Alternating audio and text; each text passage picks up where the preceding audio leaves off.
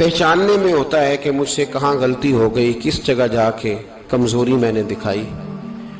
ہر انسان اچھی، ٹھنڈی، خوبصورت، سکھ والی زندگی چاہتا ہے۔ اللہ کریم نے سورہ نحل کے اندر ارشاد فرمایا من عامل صالحا من ذکر او انثی، فرمایا جو بھی اچھے عمل کرے چاہے مرد ہو چاہے عورت ہو، وہو مؤمن، شرط یہ ہے کہ مومن ہو، فَلَنُحْيِيَنَّهُ حَيَاةً طَيِّبَةً، فرمایا ہم اسے پاکیزہ زندگی عطا فرما دیں گے، حیات طیبہ دے دیں گے اسے، پاکیزہ زندگی۔ شرط کیا ہے؟ من عاملہ صالحا، نیک عمل کرے۔ کون سے عمل کرے؟ اٹھنا بیٹھنا، کھانا پینا، چلنا سونا جاگنا محتاط ہو اس کا، وہ نیکی کرے۔ قرآن پاک کے لفظوں کے حسن پر غور فرمائیے گا، فرمایا فَلَنُحْيِيَنَّهُ حَيَاةً طَيِّبَةً، ہم ضرور اسے پاکیزہ زندگی عطا فرما دیں، صاف ستھری زندگی، معیاری زندگی، خوبصورت شب و روز، آئیڈیل زندگی جس کو لوگ کہیں گے، وہ والی زندگی اسے دیں گے۔ اور دوسرے مقام پر سورہ طٰہٰ کی آیت نمبر 124 میں فرمایا وَمَنْ أَعْرَضَ عَنْ ذِكْرِی، جو ہمارے ذکر سے منہ پھیرے گا، جو ہمارا کھا کے چہرہ کسی اور طرف کرے گا، جو چلے گا ہماری زمین پر لیکن توجہ کسی اور طرف ہوگی، آسمان کی چھت ہماری بنائی ہوئی لیکن اس کے خیالات کہیں اور ہوں گے، فَإِنَّ لَهُ مَعِيشَةً ضَنْكًا، فرمایا ہم اسے تنگ زندگانی عطا کر دیں گے، اس کی زندگی تنگ ہو جائے گی، اس کی معیشت تنگ ہو جائے گی۔ گناہ زندگی کو تنگ کر دیتے ہیں، نیکی زندگی میں آسانی پیدا کرتی ہے۔ آپ کو اگر زندگی میں سکون چاہیے ہو تو آپ کسی غریب کی خدمت کر کے دیکھیں، اللہ کتنا سکون عطا کرتا ہے۔ آپ بڑے پاورفل بھی ہیں، بڑے طاقتور بھی ہیں اور بڑے باوقار بھی ہیں، لیکن کسی کو گالی دے کے آپ کا دل کبھی ٹھنڈا نہیں ہوگا، تکلیف ہوگی، اس کے اندر آزمائش ہوگی۔ ڈاکٹر ریسرچ کرتے ہیں، ڈاکٹر وہ کہتے ہیں گناہ کرنے سے آدمی جسمانی طور پر کمزور ہوتا ہے، لیکن وہی عمل اگر وہ بطور نیکی کرتا ہے تو اللہ اس میں اسے قوت عطا فرماتا ہے، اسی عمل میں اللہ اسے قوت عطا کر دیتا ہے۔ میں صرف اشارہ دے رہا ہوں، اس بات کی تفصیل میں نہیں جانا چاہتا۔ میرے عزیز یہ یاد رکھیں کہ نیکی آپ کو سکون دے گی، نیکی آپ کو ٹھنڈا کرے گی۔ اللہ تبارک و تعالیٰ نے قوموں پہ عذاب نازل کیا اور قرآن مجید فرقان حمید نے ان قوموں کے تذکرے بیان فرمائے۔ بھائی کس لیے بیان کیے؟ کہ ہم عبرت حاصل کریں، ہم یہ غور کر لیں کہ یہ کام ہم نے نہیں کرنا، اس کام سے ہم نے بچنا ہے، ہم نے غور کرنا ہے کہ یہ چیز ہمارے اندر۔ لوگ کہتے ہیں نہیں جی نہیں، ہم پہ یہ عذاب نہیں آئے گا، بالکل نہیں آئے گا، اس میں شک نہیں۔ پر اللہ نے بیان کس لیے کیا تھا؟ بیان کیا قرآن مجید معاذ اللہ کسی ایسی چیز کا بیان کرتا ہے جس کی ضرورت نہ ہو؟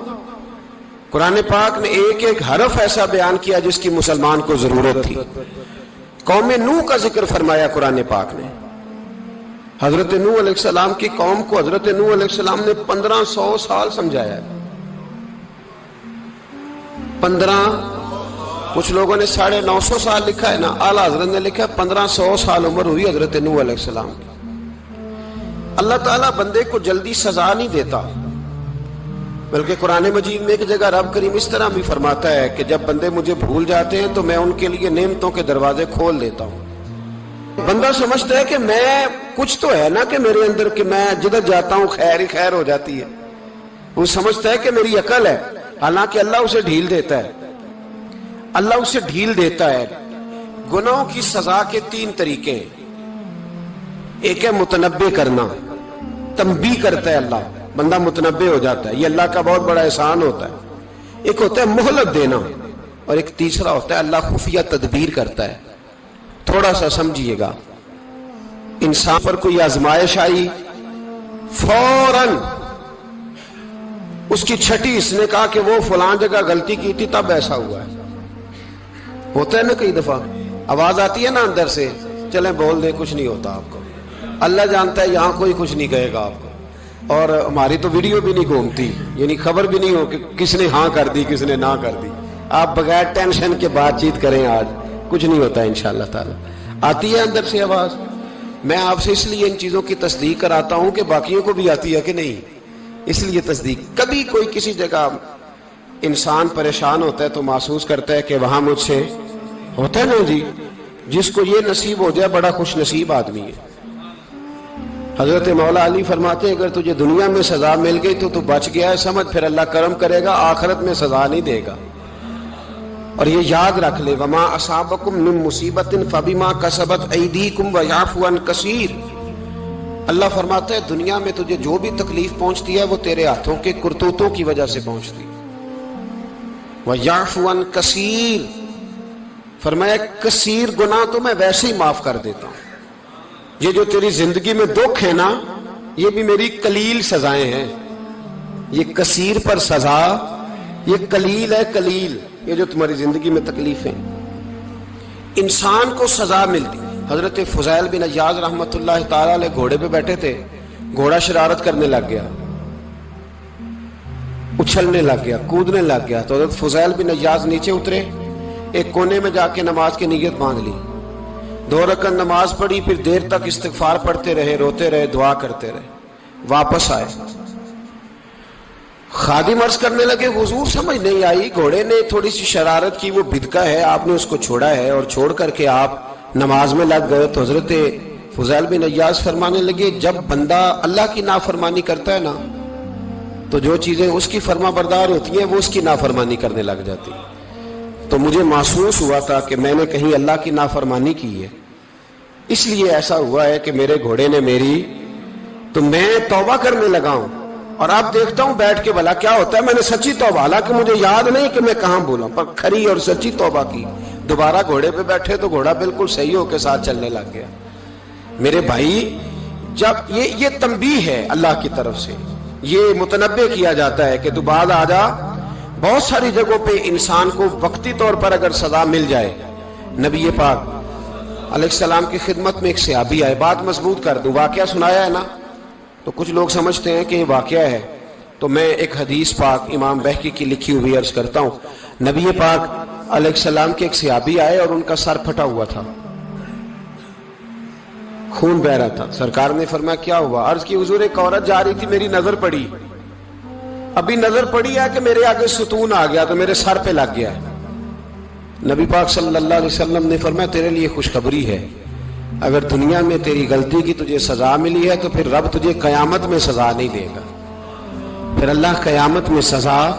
بعض گناہ ایسے ہیں جن کی یہاں بھی سزا ملے گی اور وہاں بھی ملے، لیکن میرے بھائی پہلی بات یہ ہے کہ اللہ تعالیٰ اس غلطی کی یہی سزا دے لے، اور دعا فرمائے اللہ تبارک و تعالیٰ یہاں بھی معافی عطا فرمائے، وہاں بھی معافی عطا فرمائے، اللہ درگزر ہی فرمائے۔ لیکن میرے بھائی ایک تو یہ سزا، ایک سزا یہ ہوتی ہے کہ انسان جب گناہ کرنے لگتا ہے تو اللہ نعمتوں کے دروازے کھولتا ہے، مہلت دیتا ہے۔ 500 سال تک فرعون کو مہلت دی، کتنے؟ یہاں جو 5 سال حکومت کر لیتا ہے وہ کہتا ہے سب سے قابل میں ہی ہوں، مجھے مہلت جو ملی ہوئی ہے۔ 500 سال مہلت دی اللہ تعالیٰ نے، اور فرعون کی قوم پر پتہ عذاب کس طرح کے آئے تھے؟ ٹڈیاں مسلط کر دی اللہ نے۔ یہ گھومتی نہیں چھوٹی سی، ہم اپنی زبان میں اس کو کچھ لوگ مختلف ناموں سے یاد کرتے ہیں، کوئی مکڑی کہتا ہے، کوئی کچھ کہتا ہے، مسلط کر دی، جاتی نہیں۔ ان پر بنی اسرائیل کے ان مقابل جو فرعون کی قوم تھی ان پر الزام اس طرح کا عذاب آیا کہ مینڈک مسلط کر دی اللہ تعالیٰ۔ برتن کھولتے تھے اندر مینڈک نکلتا تھا، دنیا کی ہر دوائی استعمال کرتے تھے لیکن مینڈک نکل آتا تھا۔ تھوڑا سا سمجھا کریں چیزوں کو، ہمارے رنگ نہیں زیادہ گورے کہ ہم پر عذاب نہیں آتا، کوئی بہت زیادہ اللہ تعالیٰ معاف فرمائے دولت نہیں جمع کرا بیٹھے شاہی خزانے میں کہ ہم سے پوچھا نہیں جائے گا۔ یہ مہلت ہے، مہلت کو مہلت سمجھو۔ پھر جب پکڑ آتی ہے نا اللہ کریم کی، میں نے دیکھا ہے کروڑوں روپیہ، 6 اولادیں۔ ایک شخص کے بچے باہر سے آ رہے تھے، وہ بندہ بیمار تھا، مجھے کہنے لگا حضرت جی دعا کریں میں ان کے آنے سے پہلے مر جاؤں ورنہ آ کے مجھے مار دیں گے، دعا کریں۔ اتنی بے سکونی، کروڑوں روپیہ پڑا ہے تو یہ عذاب نہیں؟ کوئی ضروری ہے کہ پتھر ہی برسیں گے تو سمجھ آئے گی؟ یہ جو سگا بیٹا بوڑھے باپ کے قریب سے گزر جاتا ہے، سلام نہیں لیتا، تو اس کو عذاب نہیں سمجھتے؟ یہ جو امت کی بیٹیاں، امت کی بچیاں، ہماری بچیاں ایک سال کے اندر 75,000 ہزار بچی ایک ڈویژن سے بھاگ کے شادی کر رہی ہے، اور ایک صوبے سے، تو اس کو آپ اللہ کا عذاب نہیں سمجھتے؟ یہ معمولی بات ہے؟ نہیں ہمارے رنگ ہو رہے، ہم بڑے سمارٹ ہیں۔ 1500 سال مہلت دی نوح علیہ السلام کی قوم کو۔ کتنے سال؟ بول کے بتائیے، بول کے دوبارہ بولیے۔ 1500 سال۔ کوئی آدمی اپنی سمارٹنس پہ خوش نہ ہو جائے کہ 20 سال ہو گئے، میں تو نافرمانی بھی کر رہا ہوں، روٹی بھی پک رہی ہے، میں تو حرام بھی کھا رہا ہوں، پھر بھی سب ٹھیک ہے۔ 1500 سال مہلت دی۔ پھر حضرت نوح کہنے لگے اللہ میں نے تو بڑا سمجھایا، نہیں باز آتے۔ تو رب کریم نے فرمایا کشتی بناؤ۔ اللہ کے پیغمبر کشتی بنانے لگے تو قوم مذاق اڑانے لگ گئی۔ اب کیا کرنے لگے ہو؟ اب کشتی بنانے لگے ہو، خیر تو ہے، قوم مذاق اڑا رہی ہے۔ حضرت نوح علیہ السلام کا آپ نے کشتی بنائی، پانی کہاں سے نکلا؟ نہ بارشیں ہوئی، نہ سیلاب آئے، ایک تندور تھا، اس کے اندر سے پانی نکلنا شروع ہو گیا۔ کبھی تندور سے بھی پانی نکلا ہے، پر جب نکالنے والا چاہتا ہے تو وہاں سے بھی ایک تندور سے پانی نکلا۔ اتنا نکلا، اتنا نکلا، اتنا نکلا کہ قوم ساری ڈوب گئی۔ قرآن مجید کے صفحات شہادت دیں گے کہ حضرت نوح کی قوم کا بچہ بہ گیا، بچے صرف وہ تھے جو حضرت نوح کے ساتھ ہو گئے، تباہ ہو گئی۔ اللہ بے نیاز ہے، بے نیاز۔ 1500 سال مہلت ملے اور تو پھر بھی کہے رب بڑا کریم ہے، معاف کر دے گا۔ 1500 سال تجھے گنجائش دے اور تو کہے کوئی نہیں، بات معافی ملنی چاہیے ابھی بھی۔ میرے بھائی، حضرت صالح علیہ السلام کی قوم، حضرت صالح نے تبلیغ شروع کی تو کہنے لگے پہلے معجزہ دکھاؤ۔ جی آج تو نہیں لوگ معجزے مانگتے، آج بھی لوگ کرامتے اور معجزے، اللہ معاف کرے، جو چیزیں معجزہ تو ہو نہیں نہ سکتا، لیکن آج بھی لوگ، آپ یقین کریں، کہتے ہیں یہ بڑی نمازیں پڑھتا ہے تو پھر بخشا کیوں نہیں گیا، پھر کیوں نہیں منو سلوا کیوں نہیں اترا اس پر، پھر میں بھی اسی طرح ہی ہوں، کیا اس کے اندر خوبی آ گئی؟ مولوی بھی ویسے ہی ہے، صوفی بھی ویسے ہی ہے، لوگ مانگ نہیں رہے، لوگ دلیلیں مانگ نہیں رہے، ابھی بھی لوگ بحث نہیں کرتے، کیا فرق آ گیا جی؟ ویسے ہی ہیں سارے۔ اللہ تعالیٰ سے ڈرنا چاہیے۔ ہمیں سامنے والے کی طرف دیکھ کر صحیح ہونے کا حکم نہیں ہے، ہمیں اپنی اصلاح کا حکم ہے، اپنی طرف دیکھ کے اپنے آپ کو ٹھیک کرنے کا۔ الزام لگا کے گزر جانا، اس کا کوئی مطلب؟ سنو اور یاد رکھو، حضرت صالح علیہ السلام سے کہنے لگے پہلے معجزہ دکھائیں، تو حضرت صالح علیہ السلام نے فرمایا اونٹ کہاں سے پیدا ہوتے ہیں؟ کہا اونٹنی کے بطن سے۔ فرمایا آؤ میں تمہیں پہاڑ کے اندر سے اونٹنی پیدا کر کے دکھاتا ہوں۔ کہاں سے؟ پہاڑ کے اندر سے۔ حضرت نوح ساتھ لے کے گئے تو پہاڑ کے اندر سے اونٹنی نکلی، اور اونٹنی بھی گابن تھی، اس کے پیٹ میں بچہ، اور اونٹنی اتنا دودھ دیتی تھی کہ ساری بستی دودھ پی جاتی تھی، پھر بھی دودھ بچ جایا کرتا تھا۔ لیکن حضرت نوح علیہ السلام نے فرمایا تم نے دیکھ تو لیا یہ اسے، یہ جتنا دودھ دے گی روٹی بھی اتنی کھائے گی، ایک دن تم سارے پانی پیو گے، ایک دن یہ سارا پانی پیا کرے گی، ایک دن تم سارے باقی جانوروں کو گھاس کھلاؤ گے، ایک دن یہ اونٹنی، اور اونٹنی کا نام کیا؟ ناقۃ اللہ، اللہ کی اونٹنی۔ کس کی اونٹنی؟ نام کیا ہے؟ اللہ کی، یہ اللہ کی اونٹنی ہے۔ تو حضرت نوح علیہ السلام کی اونٹنی، فرمایا اس کی بے ادبی نہ کرنا۔ باز نہیں آئے لوگ، باز نہیں آئے، کہنے لگا جی دودھ دینا تو ٹھیک ہے، پر یہ جو سارا پانی پی جاتی ہے نا یہ صحیح نہیں، یہ جو ساری گھاس کھا جاتی ہے یہ نہیں ٹھیک، دودھ دینا تو ٹھیک ہے پر یہ نہیں صحیح۔ آپ نے فرمایا اسے کچھ نہ کہنا، اللہ کی اونٹنی ہے۔ میں کہا کرتا ہوں ان لوگوں نے ناقۃ اللہ کی بے ادبی کی، حضرت نوح علیہ السلام کی اونٹنی کی ٹانگیں کاٹ دی، صالح علیہ السلام کی۔ اور دیکھو اللہ بڑا بے نیاز ہے، اگر پیدا کرنا جانتا ہے تو حفاظت کرنی نہیں جانتا، لیکن رب کریم نے فرمایا نہ کرنا۔ انہوں نے ان کے پیر کاٹ دیے، کانوں پہ چھریاں لگائیں، اونٹنی جب مر گئی اونٹنی اللہ تبارک و تعالیٰ کی وہ اونٹنی جب مر گئی تو حضرت صالح علیہ السلام کی قوم پر رب کریم نے زلزلہ بھیجا.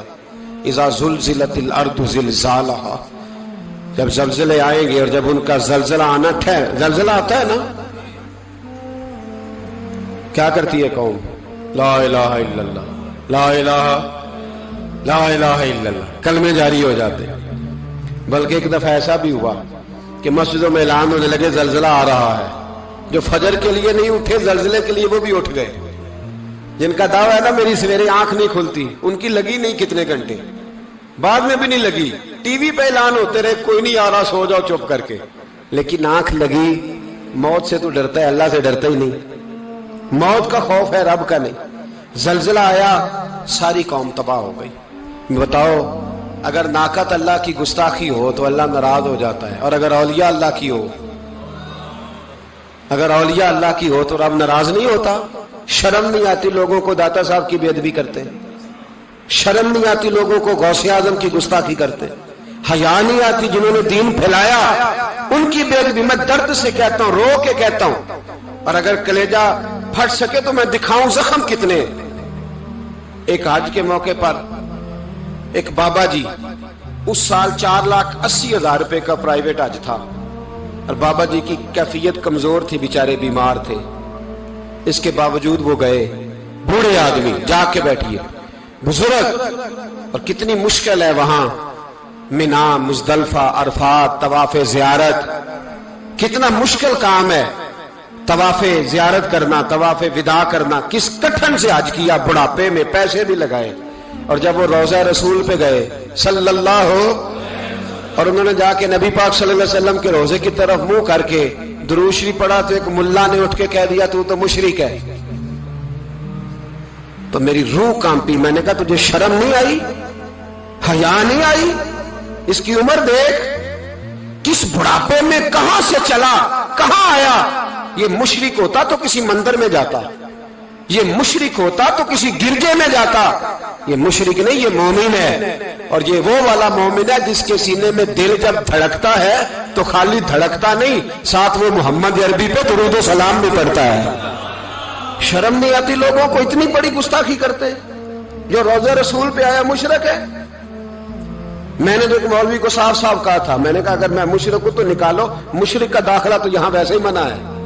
شرم نہیں آتی؟ اپنی زبان کا ایک پاس کرو کچھ. اتنا ظلم، اتنی بڑی فرقہ واریت امت میں، اتنا امت کو تقسیم کرتے ہو، تمہیں شرم نہیں آتی؟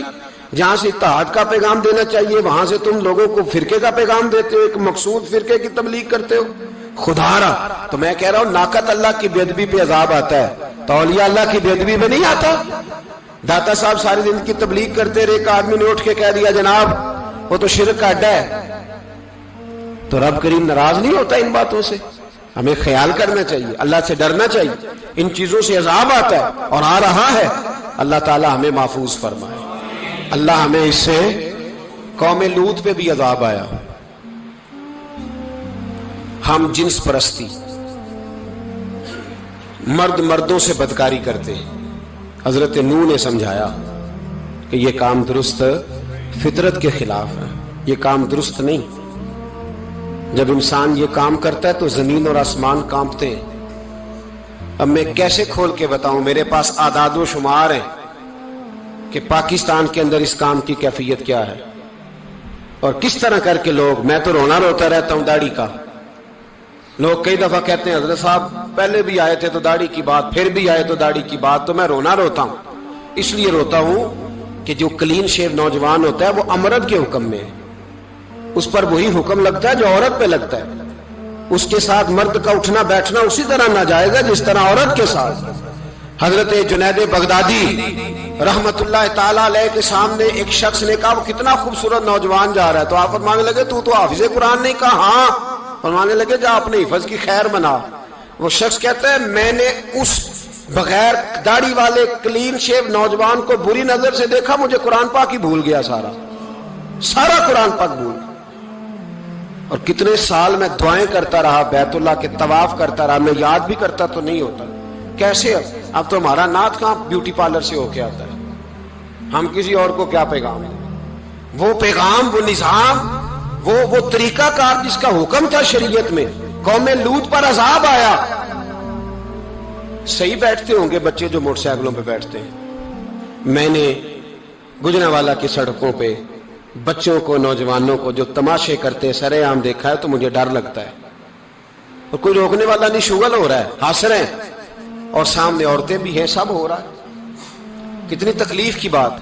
حضرت نوح کی قوم یہ کام کرتی تھی, قرآن پاک نے بیان کیا ہے. حضرت نوح نے سمجھایا, فرمایا رب کریم نے تمہیں اپنی خواہش پوری کرنے کے لیے جائز طریقہ عطا فرمایا, عورتوں سے نکاح کرو, اور اس نکاح کی برکت سے جو اللہ تمہیں اولاد دے گا اس کو اللہ تبارک و تعالیٰ تمہارے لیے باعث بخشش بھی فرمائے گا. لیکن جب قوم نہ مانی تو جو قوم میں لوط کا عمل کرے اس کا علاج قرآن نے بیان فرمایا کہ آسمان سے پتھر برسیں گے. پھر پتھر برسے, اور جن کے بڑے بڑے اچھے دماغ تھے ان کے دماغ چکنا چور کر دیے گئے, تباہ کر دیے گئے, ان کے دماغ زمین پر بچھاڑ دیا گیا. اللہ مہلت دیتا ہے, لیکن اس کا مطلب یہ نہیں کہ انسان توبہ ہی نہ کرے. حضرت شعیب علیہ السلام کی قوم پر بھی عذاب آیا, اس لیے کہ بددیانتی کرتی تھی, ناپ تول میں کمی کرتی تھی. میں نے کہا تھا شب قدر کی رات کہ یہ کوئی تماشا ہے کہ شب رات آئی تو ساری رات روتے رہے, یا اللہ معاف کر دے, یا اللہ معاف کر دے, رو رو کے چیخے مار مار روئے. شب قدر آئی تو پھر چیخے ماری, ساری رات روئے. تو جس بندے کا پروگرام ہی نہیں سویرے بدلنے کا, دکان پہ بیٹھ کے پھر وہی ناپ تول میں کمی, پھر وہ اللہ تعالیٰ معاف کرے. میں ایک مضمون پڑھ رہا تھا تو وہ فوڈ کے اسپیشل لوگ تمہیں لکھا تھا مہربانی کرو ملاوٹ ہی اچھی چیز کی کر لو, مرچ میں کیری تو نہ ملاؤ اینٹوں کی, وہ تو بیمار کرتی ہے, وہ تو خون کی آنتوں کو روک دیتی ہے. وہ کہنے لگا, اور وہ کہتا ہے میں تمہیں بتاتا ہوں کون کون سی چیز ملائی جا سکتی ہے, وہ ملا لو. خدا را اس قوم پہ رحم کرو, مہربانی. ایک دوست ہے ہمارے, میں وزیر آباد میں ان کے گھر بیٹھا تھا تو ایک میڈیکل, میرا کسی شخص پہ اعتراض کرنے کا میں مجموعی بات کرتا ہوں. میں ایسے ڈاکٹروں کو جانتا ہوں جو اللہ تعالیٰ فضل کرے سچ مچ کے نیک ہیں, اچھے لوگ.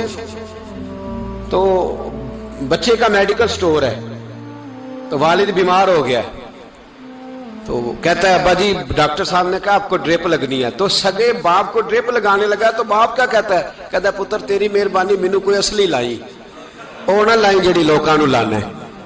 اب وہ پیار سے سنا رہا ہے بات.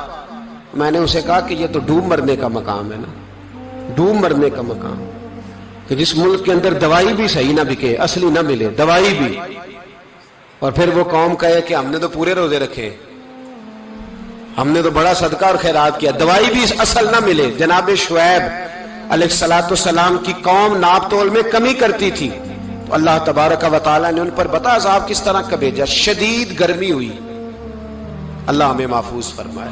سارے آمین کہہ دیا. دیکھیں کتنا اچھا موسم کر دیا رب کریم, اللہ ہمیں محفوظ فرمائے, اللہ رحمت فرمائے. شدید گرمی کی لہر آئی, باہر اتنی گرمی ہوئی کہ لوگ اپنے گھروں میں گھس گئے. جس طرح سورج کی شعائیں گھروں کے اندر داخل ہو جاتی ہے, اس طرح گرمی کی لہر اندر داخل ہوئی. اور جس طرح کسی کو آگ لگ جائے تو وہ آدمی اچھلتا کودتا ہے نا, اس طرح یہ لوگ اچھلنے لگے اور اچھل کود کے مر گئے. جرم کیا تھا؟ ناپ تول میں کمی کرتے. حضرت داؤد کی قوم بھی تباہ ہوئی. جرم کیا تھا؟ ہفتے والے دن مچھلیاں نہیں پکڑنی تو یہ پکڑتے تھے. حکم ہے نا مسلمان کو نماز کے ٹائم کوئی اور کام نہیں کرنا, نماز پڑھنی ہے. میرا خیال ہے مسلمان تو فٹافٹ آ جاتے ہیں, سارے پہنچ جاتے ہیں نا مسجدوں میں. ہلکا ہلکا بول رہے ہیں آپ, کیوں نہیں پہنچتے؟ اگر حضرت سیدنا, اور پتہ انہیں سزا کیا ملی؟ اللہ نے فرمایا اس ٹائم عبادت کرنی ہے, کام نہیں کرنا, وقت نہیں ہے کام کا. انہوں نے مچھلیاں پکڑی, 12,000 لوگ تھے. پتہ ہے مالک نے سزا کیا دی؟ بندر بنا دیا. اللہ کریم قرآن مجید کا پہلا سپارہ پڑھے, فَجَعَلْنَاهَا نَكَالًا لِمَا بَيْنَ يَدَيْهَا وَمَا خَلْفَهَا. اللہ فرماتے ہیں پچھلوں کے لیے بھی عبرت بنا دیا, بعد والوں کے لیے بھی عبرت, نشان عبرت بنا دیا. بندر بن گئے, اور جو ان کے دوست جو بچ گئے تھے ان کے پیر چومتے تھے, روتے تھے. 3 دن بندر بن کے زندہ رہے. پھر اللہ نے سب کو اجتماعی موت دے دی. اگر مسلمان سے اللہ کہے کہ نماز کے ٹائم کاروبار نہیں, جمعے کے ٹائم کاروبار, تو مسلمان کہتا ہے نہیں مجھے مہلت ملی ہوئی ہے. یہ تو اس وقت پتہ چلتا ہے نا جب بچے ڈیوٹی لگاتے ہاں ہاں ہاں عذاب آتا ہے، اس وقت پتا چلتا ہے، میں نے دیکھا یہ منظر، اس وقت پتا چلتا ہے جب بچے کسی ملازم 6000 کی ڈیوٹی لگاتے، کہتے ہیں ابے کا دھیان رکھنا، ہم دکان پہ بیٹھنے لگے. پھر اسے سمجھ آتی ہے اگر میں نماز کے ٹائم مسجد میں ہوتا تو آج میری اولاد میری خدمت میں ہوتی. میں نماز کے ٹائم مسجد نہیں گیا تو بچوں نے 6000 کا ملازم بٹھایا ہے، ابا جی کا خیال رکھ، ایک نرس بلائی ہے، تو خیال رکھ. کدھر ہوتے ہیں مسلمان نماز کے ٹائم؟ ایک عیسائی نے اعتراض کیا ہے، سنے، وہ کہتا ہے مجھے لگتا ہے مسلمانوں کے 3 خدا ہیں. مسلمان اڑ گیا، کہنے لگا نہیں ہمارا تو ایک ہے. کہا نہیں 3 ہے. معاذ اللہ استغفر اللہ، ہمارا ایک ہے. کہنے لگا نہیں میں ثابت کرتا ہوں، ایک تمہارا خدا 5 نمازوں کا ہے، ایک رمضان کا ہے، ایک عید کا ہے. لگتا ہے معاذ اللہ عید والا زیادہ تگڑا ہے، تم زیادہ آتے ہو. رمضان والا لگتا ہے اس سے کچھ کمزور ہے، تم تھوڑے آتے ہو. اور 5 نمازوں والا شاید سب سے کمزور ہے. بات عقل کی ہے کہ نہیں؟ اس نے اعتراض ٹھیک کیا. تو مسلمان کو چاہیے نا خیال کرے. ایک یہودی نے لکھا تھا، اس نے کہا تھا جس دن مسلمانوں کی تعداد فجر کی نماز میں اتنی ہو گئی جس دن جتنی جمعے میں ہوتی ہے، اس دن نہ کوئی یہودی سازش کرے گا نہ کوئی عیسائی تلوار نکالے گا. شرط یہ ہے کہ یہ اسی طرح فجر پڑھنے آئیں جس طرح جمعہ پڑھنے آتے ہیں. تو پھر کوئی شخص بھی ان کو کسی جگہ شکست دے سکتا تو ہمارے گناہ ہمیں پریشان کرتے ہیں. یہ جتنی آزمائشیں ہیں ان کے پس منظر میں گناہ ہیں. ہماری زندگی کے اندر جتنی تکلیفیں، ہماری پریشانیوں کا سبب ہم خود ہیں. بہت ساری جگہوں پہ ہم غلطی کرتے ہیں، اس کی ہمیں سزا ملتی ہے. غلطی کی سزا. ایک نوجوان نے مجھے بڑی گہری بات سنائی، میرا قریبی تعلق تھا. کہنے لگا گھر میں بڑا مسئلہ ہے، بڑی پریشانی ہے، ماں اور بیوی کا ماحول اتنا سخت ہو گیا ہے کہ نمٹ نہیں سکتا. آپ یقین کریں میں نے ڈیٹیل سے ساری چیز کو سٹڈی کیا، میرے پاس اتنا وقت نہیں ہوتا، پھر بھی میں نے اس فیملی کو پورا پڑھا تو غلطی نوجوان کی نکلی. نہ اس پہ اماں اعتبار کرتی ہے نہ بیوی اعتبار کرتی ہے. اس نے جھوٹ بول بول کے اس طرح کی ماحول پیدا کر دیا ہے کہ کوئی اس پر اعتماد کرنے کو تیار. اگر آپ ناراض نہ ہو تو ایک بات کروں، پتہ ہے گھر میں ماحول کب خراب ہوتا ہے؟ باہر والے ہماری تقریر سنتے ہیں، گھر والے ہمارا عمل دیکھتے ہیں. جب وہ دیکھتے ہیں نا کہ یہ کس طرح کا شخص ہے، اس کے رویے، اس کا کردار، اس کا لب و لہجہ کتنا برا ہے اور یہ کردار کا کتنا کمزور ہے. اعلیٰ حضرت فرمایا کرتے تھے نیک وہ ہوتا ہے جس کی تنہائی صاف ستھری ہوتی ہے. اس لیے ماحول بگڑ جاتا ہے. یہ جو ہم کہتے ہیں نا میرے سجن بڑے بنتے ہیں پھر ٹوٹ جاتے ہیں، کچھ لوگ ایسے ہوتے ہیں جو ان کے پاس جاتا ہے انہی کا ہو جاتا ہے. وہ کہیں اور کے قابل کیوں بھلا؟ اس لیے کہ ان کے کردار میں ٹھنڈک دیکھتا ہے، ان کے لب و لہجے میں مٹھاس دیکھتا ہے، اس شخص میں اتنی خوبصورتی دیکھتا ہے کہ اسی کا بن جاتا ہے. حضرت ابراہیم بن ادم کے پاس ایک نوجوان آیا، کہنے لگا میں گناہ کرنا چاہتا ہوں. فرمانے لگا بالکل کر، اللہ کا دیا ہوا رزق کھانا چھوڑ دے اور گناہ کر. کہنے لگا یہ نہیں ہو سکتا. فرمانے لگے چل پھر اس طرح کر، رب کی زمین پہ نہ رہ، کسی اور کی زمین پہ چلا جا. کہنے لگا یہ بھی نہیں ہو سکتا. فرمانے لگے چل اللہ کی چھت سے نکل جا. کہنے لگا یہ بھی نہیں ہو سکتا. تو آپ رو پڑے. فرمانے لگے پھر جناب اسرائیل جب آئیں تو ان سے کہنا مجھے 2-3 سال کی مہلت دے دے، پچھلی میری گناہوں میں گزر گئی، میں ذرا 3 سال عبادت کر لوں. تو وہ شخص بھی رونے لگا. کہنے لگا حضور وہ مہلت نہیں دیتے، وہ جب لینے آتے ہیں تو پھر لے کے اللہ تعالیٰ نے جب انسان بنانا چاہا نا تو جناب جبریل کو کہا مٹی لے کے آ زمین سے.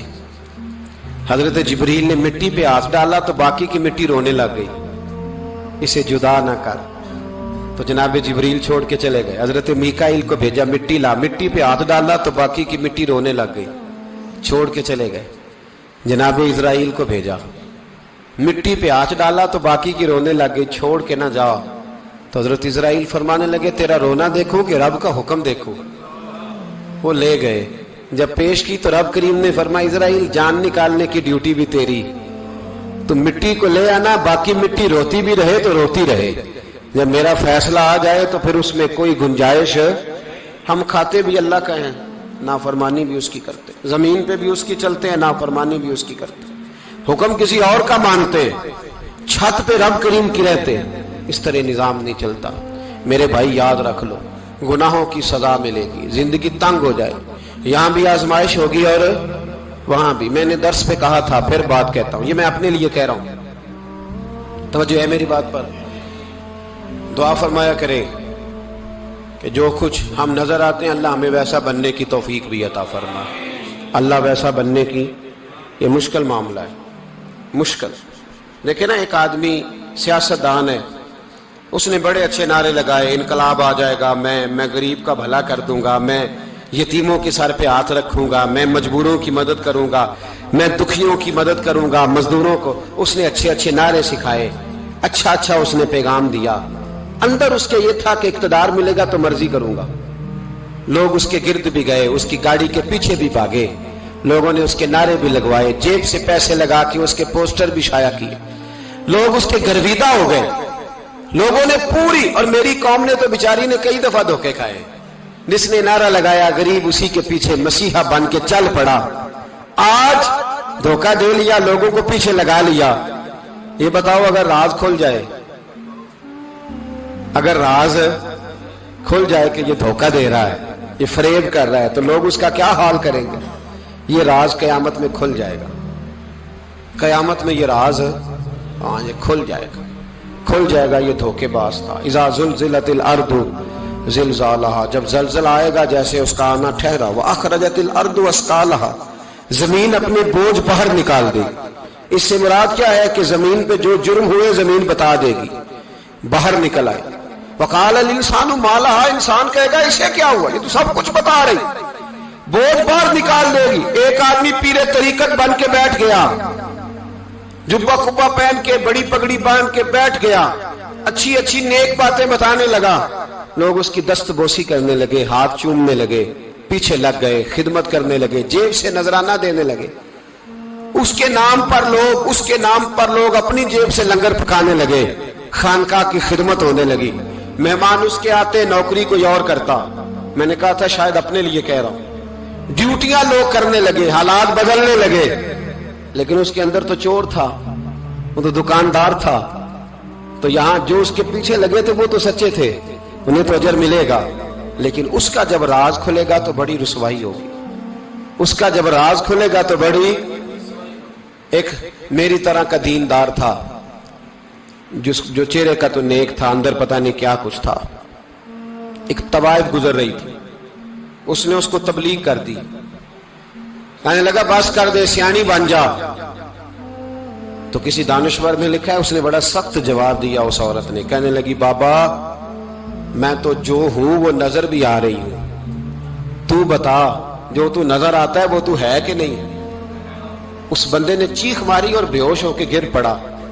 तो लोगों ने कहा बाबा आज किसी सूफी का कलाम सुना है जो बेहोश हो गया? तो उसने कहा नहीं, आज तवाइफ की बात सुनी है, तवाइफ की। और वो अजीब बात कर गई है, वो कह गई है मैं तो जो हूं मैं नजर आ रही हूं, तू भी तो बताना, तू बताना कि तू दस्तारे इमामत पहनता है।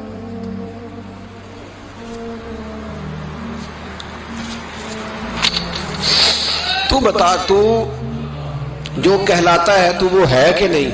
ये वकाल अल इंसानु मा लहा, ये राज कयामत में खुलेगा। हम जो कुछ बता रहे हैं ना अपनी जुबानों से, हमें अपने गुनाहों का एहसास होना चाहिए। ऐसा ना हो कि जब सजा मिले तो फिर इस तरह की मिले कि दोबारा किसी को कोई मुंह दिखाने के काबिल न रहे। मेरे भाई याद रखें और समझें, गुनाह इंसान की जिंदगी को तंग करते हैं। मेरे नबी पाक अलैहिस्सलाम ने फरमाया जब तू झूठ बोलता है तो तेरे फरिश्ते किरामन कातिबीन साइड पे होके खड़े हो जाते हैं। जब तू जिना करता है तो तेरे अंदर से ईमान निकल जाता है। और नबी पाक अलैहिस्सलाम ने फरमाया जब मेरी कौम में नाइंसाफी आम हो जाएगी तो कत्ल भी आम हो जाएगा। और सुन लो, लिख लेना ये हदीस दिल की तख्ती पर। नबी पाक अलैहिस्सलाम ने फरमाया जब मेरी कौम में बेहयाई और बदकारी आम हो जाएगी तो दो सजाएं अल्लाह देगा। एक तो जवान मौतें आएंगी, जवान बच्चे कुछ भी नहीं देखा चले गए। और दूसरी सजा अल्लाह ये देगा कि ऐसी बीमारियां आएंगी जिनका इलाज नहीं मिलेगा, ऐसे अमराज फूट पड़ेंगे। अगरचे میں آپ کو ایسی تقریر بھی سنا سکتا تھا جس پہ آپ بہت زیادہ محظوظ ہوتے، پر میں نے اس جمعے میں ایسا موضوع چنا ہے جس کا ہمیں خاص ضرورت ہے۔ بھائی دیکھے تو صحیح، کہیں ایسا تو نہیں کہ ہم ان عیبوں میں مبتلا ہیں۔ میرے نبی کریم علیہ السلام نے فرمایا جب تم نیکی کا حکم دینا اور برائی سے منع کرنا چھوڑ دو گے، پھر اللہ تم پر ظالم حکمران مسلط کرے گا۔ اور اگلے لفظ اس سے بھی زیادہ سخت ہیں۔ محبوب فرمانے لگے پھر تمہاری نیک لوگ دعائیں بھی کریں گے تو اللہ وقتی طور پر ان کی دعاؤں کو بھی قبول نہیں فرمائے گا، اس لیے کہ تم لوگوں نے نیکی کا حکم دینا اور بھلائی سے روکنا چھوڑ دیا۔ عزیزو یاد رکھو، جب گناہ عام ہوتے تو پھر حالات بدلتے اور لوگوں کو سزا ملتی ہے ان کے گناہوں کی، بلکہ یہاں تک لکھا ہے کہ نیت خراب ہو تو سزا شروع ہو جاتی ہے۔ کیا خراب ہو؟ بولیے گا۔ نیت بھی خراب ہو تو سزا۔ حضرت رومی کہتے ہیں کہ ایک بادشاہ کو پتہ چل گیا کہ ایک آدمی نے بڑا اچھا باغ لگایا ہے، خوبصورت باغ ہے، مالٹے کا، کنوں کا باغ، بڑا پیارا۔ بادشاہ نے کہا ذرا جا کے دیکھتا ہوں۔ بادشاہ سلامت باغ دیکھنے آئے تو اب وہ مزدور آدمی تھا، عام آدمی تھا جس نے باغ لگایا، کسان تھا، اس کو کہا کہ چند کنوں توڑ کے لایا تو بڑے پیارے لگے۔ ایک دو اور لایا، کھائے، بڑے میٹھے، بڑے پیارے، بڑے توانا، بڑا مزہ آیا۔ تو بادشاہ کے دل میں خیال آیا کہ اس پہ قبضہ نہ کر لوں باغ پہ۔ ہمارے یہاں نا کرائے پہ دکان دیتا نا مالک، تو جب کسی غریب کی چل جاتی ہے کہتا ہے تو خالی کر، میں نے خود ڈال لی ہے، چل گئی نا اس کی۔ حالانکہ رزق اپنے اپنے نصیب کا ہے، رزق اپنے اپنے نصیب کا ہے، جس کو اللہ تعالیٰ چاہتا ہے عطا کرتا ہے۔ تو اس کو کہا کہ اور توڑ کے لا، اور دل میں خیال ہے کہ یار اتنا اچھا باغ ہے، قبضہ کر لیتے ہیں۔ ہماری حکومتیں قبضہ کر لیتی ہیں کہ کوئی چیز اچھی لگ جاتی۔ اب وہ کسان 2-3 کنوں توڑ کے لایا، اس نے کھائے تو کھٹے نکلے، ترش تھے۔ کہنے لگا تجھے کیا ہو گیا ہے؟ تو بندہ بڑا صاحب دل تھا، کہنے لگا میں تو ٹھیک ہوں، آپ اپنی نیت سے پوچھیں کہیں خراب تو نہیں ہو گئی۔ تو کنوں میں بھی اس کا اثر آ گیا ہے، اپنی نیت، تو نیتیں بگڑ جائیں نا، نیتیں۔ اب ایک بات کہنے لگا ہوں، غور سے سننا۔ جب تک دو بھائی اکٹھے کاروبار کرتے ہیں، نیت ہوتی ہے کہ ہمارا گھر چلے گا، تب تک اللہ برکت دیتا ہے۔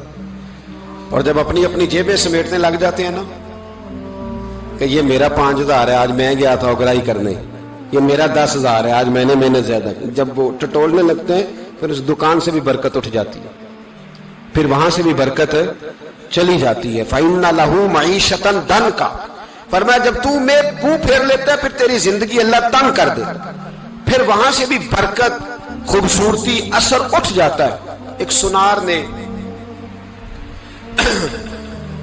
گلی میں ایک یتیم چھوٹے سے بچے کو گھومتے دیکھا تو سنار بے اولاد تھا، بچے کو اٹھا کے گھر لے آیا۔ 18 سال اس بچے کی پرورش کی، اس کو پالا پوسا، جوان کیا۔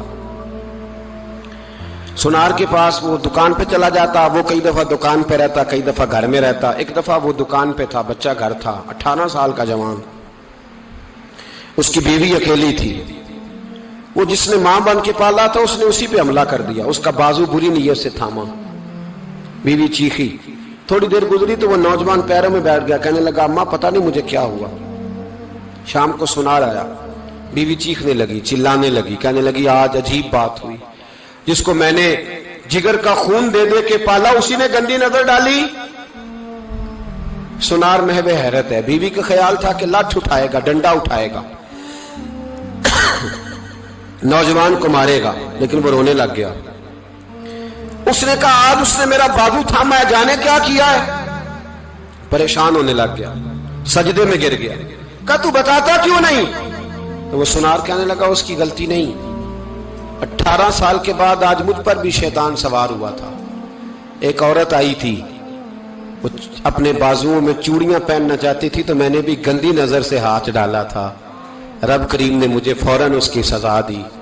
جن کے گھروں میں بیٹیاں ہوتی ہیں ان کی نظریں گندی نہیں ہوتی، جو بیٹیوں کے باپ ہوتے ہیں، جو بہنوں کے بھائی ہوتے ہیں، ان کی نظریں گندی۔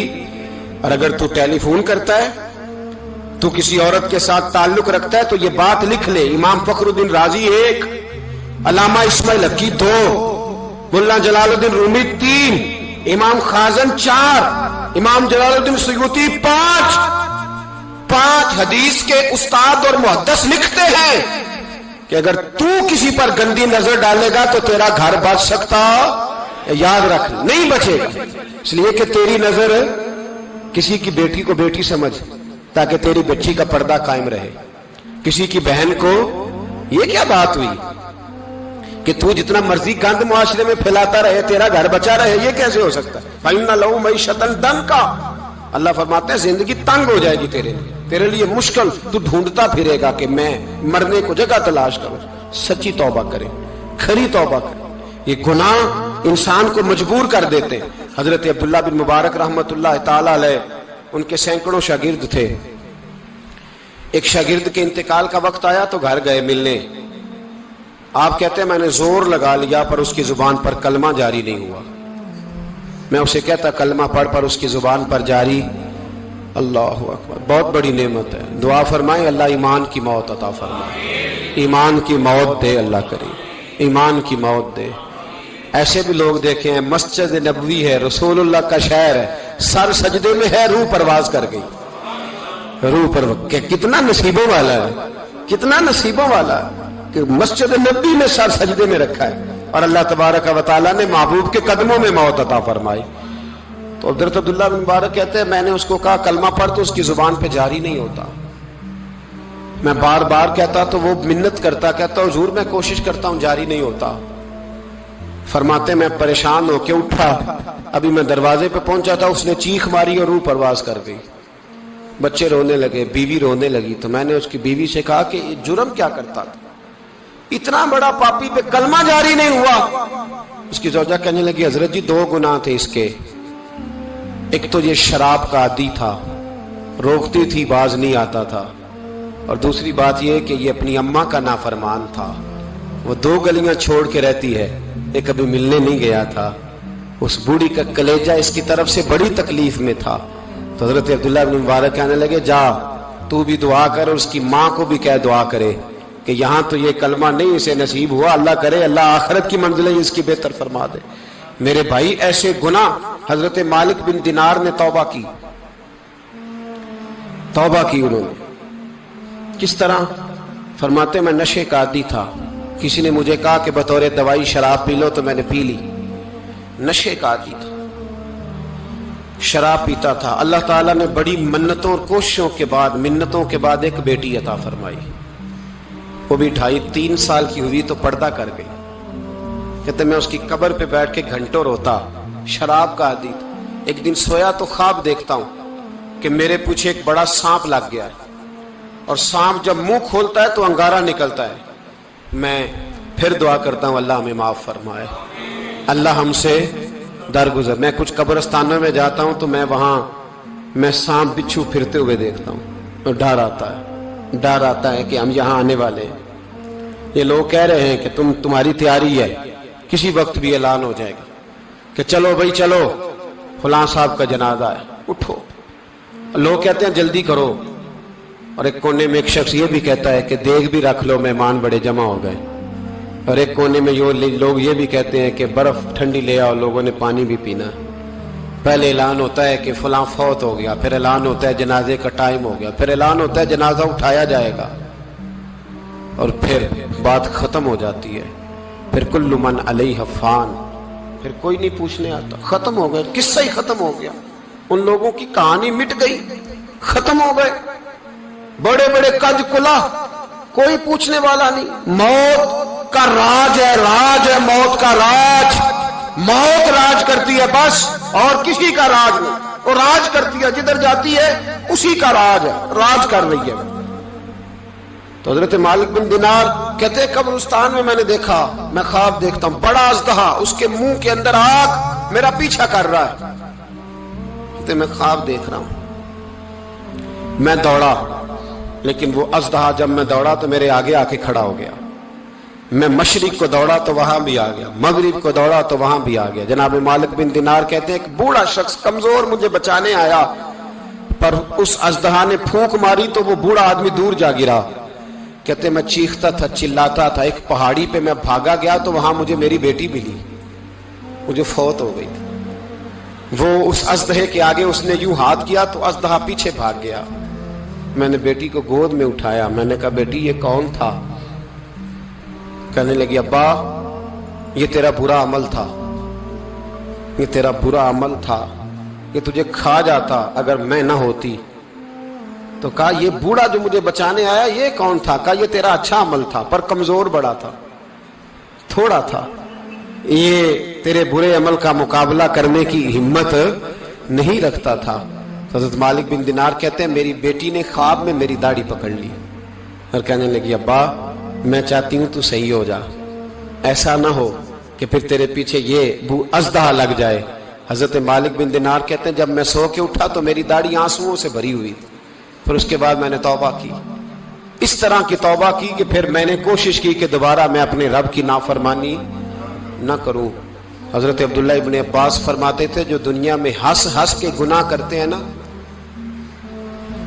ہنس ہنس کے جھوٹ ہنس ہنس کے بولتے ہیں, ہنس ہنس کے لوگوں کی غیبت کرتے ہیں, فرمایا یہ جو تمہیں ہنس ہنس کے گناہ کرتے نظر آتے ہیں ان کا رونا قیامت میں دیکھا نہیں جائے گا, ان کے آنسو قیامت میں دیکھے نہیں جائے. جو ہنس ہنس کے گناہ کرتے یہ روئیں گے. فَلْيَضْحَكُوا قَلِيلًا وَلْيَبْكُوا كَثِيرًا, رب فرماتا ہے زیادہ رویا کرو کم ہنسا کرو. نبی پاک علیہ السلام روتے تو صحابہ کہتے حضور آپ اتنا کیوں روتے ہیں؟ تو محبوب فرماتے جو میں جانتا ہوں وہ تم نہیں جانتے. بھائیو قبروں میں اکیلے جانا ہے, کبھی غور کرنا اکیلے, کوئی بندہ ساتھ حساب دینے نہیں جائے گا. اماں بڑا پیار کرتی ہے لیکن قبر میں کبھی کوئی ماں بھی ساتھ دفن نہیں ہوتی. اپنا اپنا حساب دینا, مشکل وقت ہے, حساب کر لینا چاہیے, تیاری کر کے رکھنی چاہیے. گناہ اگر یہاں ہماری زندگی کو تنگ کریں گے تو وہاں بھی ہمارے لیے مشکلات پیدا کریں گے. نبی کریم علیہ السلام نے فرمایا ہے کہ اللہ بڑا مہربان ہے, اللہ بڑا کریم ہے, اللہ بڑا ستار ہے. اور یاد رکھو جب کوئی اس کی ریٹ کو چیلنج کرے, جب کوئی اس کے قانون کو توڑے, جب کوئی اللہ کی اعلانیہ نافرمانی کرے, پھر رب کریم کی غیرت کو اس کے عدل کو جوش آتا ہے. توبہ کرے سچی, مسجد کی حاضری دیں پابندی کے ساتھ. میری آپ سے ہمیشہ یہ گزارش رہتی ہے کہ مسجد کی حاضری پابندی سے دیں. میں اپیل کرتا ہوں داڑھی رکھ لیں, یہ میرے نبی کا طریقہ ہے صلی اللہ تعالی علیہ. واپس آ جائیں, ہماری بقا نہ ہمارے دین میں ہے. کوئی نہیں ہمیں رکھے گا, کوئی نہیں رکھے گا, کوئی نہیں. میرا ایک دوست رات بتا رہا تھا کہ سعودی عرب میں ایک شخص نے 30 سال محنت کی, تو جب وہ مرا ہے وہیں اس کے گھر میں فون کیا تو اس کے گھر والوں نے کہا جناب آپ کو مشکل ہوگی ڈیڈ باڈی بھیجنے میں, وہیں دفن کر دیں.